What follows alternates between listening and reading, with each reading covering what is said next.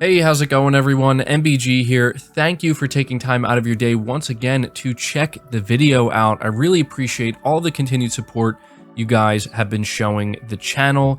We have more PlayStation news, rumors, and leaks to go over and discuss today. So before we get into these topics, do me a big favor. If you do end up enjoying the video or finding it informative, be sure to leave it a like. It really helps the videos out more than you know. And if you are new to the channel, make sure you hit that subscribe button as well.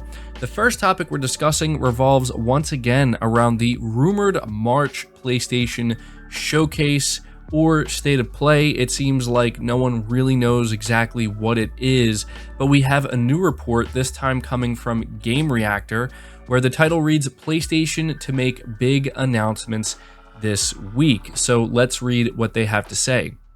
Says here, the fact that Gran Turismo 7 launched on Friday means that we've run out of games from PlayStation Studios with a set release date. That's why it's not surprising that there's been rumors about a new state of play / showcase from PlayStation lately. Many of you have been asking me about this, so let me share what I've heard with all of you. 4 of my usually very reliable sources at Sony and 1 outside of the company told me last month that a new PlayStation State of Play or Showcase stream has been planned for this week. One of the reasons why I haven't shared this with you before is that some developers who are set to show off their games in the show, and even some at PlayStation Studios, have asked for the show to be delayed because they don't want to take the spotlight away from the awful stuff that's happening right now. This has allegedly led to talks about delaying it a week or two, but at least it sounds like we'll get some very exciting announcements from PlayStation and its partners before the end of March. Now, the writer goes on to say, what do you hope or expect to see in the next State of Play or Showcase? Project Spartacus, Stray, Little Devil Inside, Resident Evil 4 Remake, God of War Ragnarok, Forspoken, or maybe something else. And so this is the latest report we have when it comes to Sony's plans to hold some type of showcase or state of play for the month of March. To me, this sounds very believable at this point because we are beginning to hear more people within the industry talk about this. It seems like Sony does have a significant amount of content and news and announcements to share with us, but they just want to make sure they get the timing right.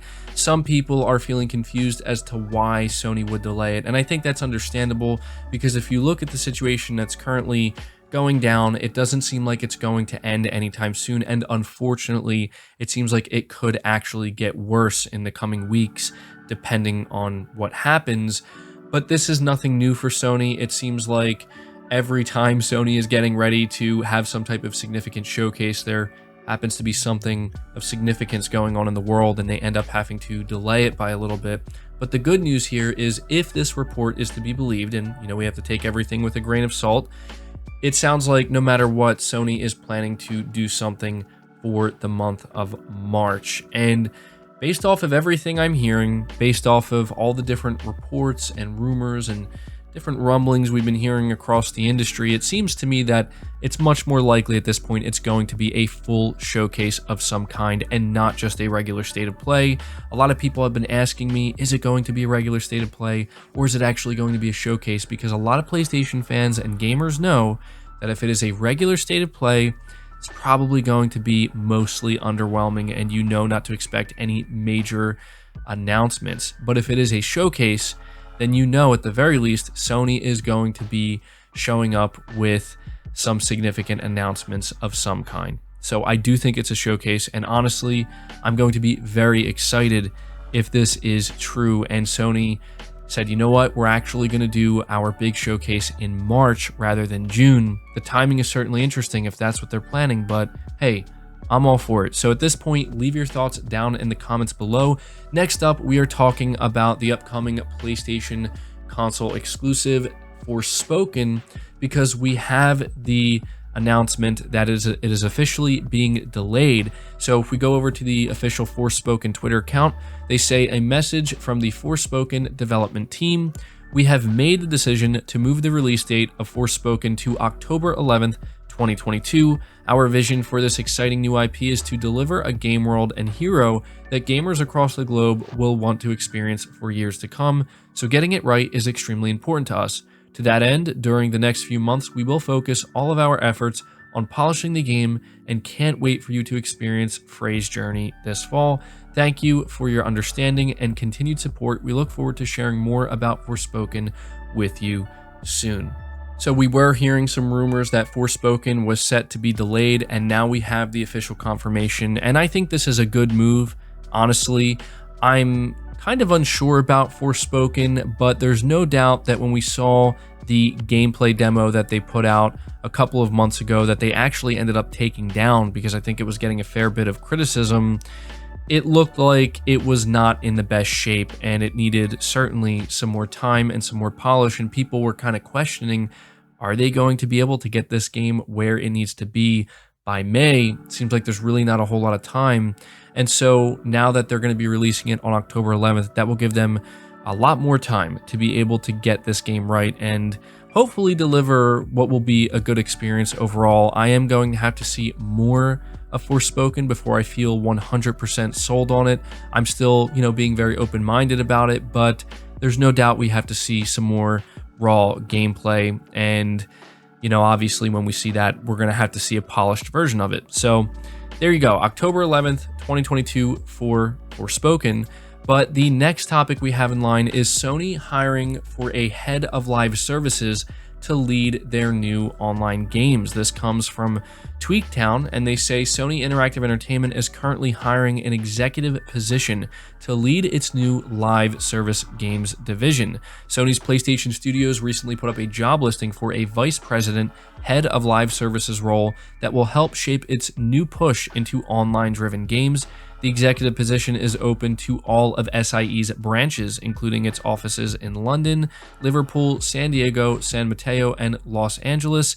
As head of live services, you will be responsible for the ownership and successful delivery of the PlayStation Studios live service operational framework. You will be responsible for architecting a cohesive and integrated live service business strategy, product strategy, and operational framework to deliver commercial success. This is what the listing reads.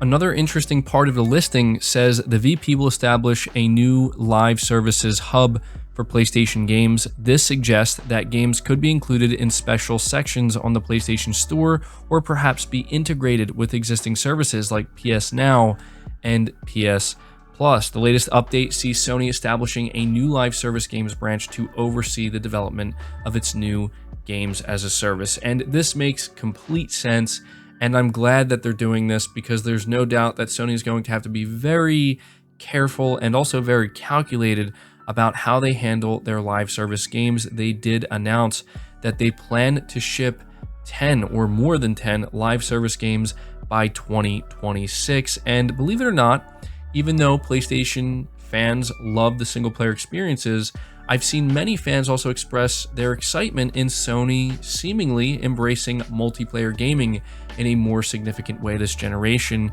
And the last thing that any of us want to see is Sony kind of crash and burn, because we are definitely seeing that happen with plenty of live service games where they just stumble out of the gate, they're not doing it right, and they seemingly never recover, and they're ultimately deemed a failure.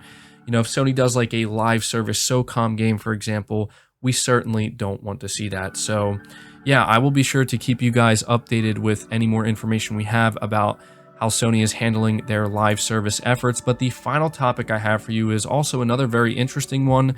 This is reading from WCCF Tech, and it says the new PlayStation 5 DualSense controllers feature some improvements over the original controllers, such as stronger springs for triggers. A new teardown video shared by Tronics Fix on YouTube highlights how the new controller comes with stronger springs and triggers, which should make it harder for them to break. The video also highlights some changes made to the analog sticks, but it is not yet clear if these changes affect anything such as stick drift issues. So this was something I wanted to be sure to let you guys know about, because I'm sure that many of you who do own a PS5, or even many of you who are planning to get a PS5 at some point, are going to be buying one or maybe a few of these different controllers, the newer versions.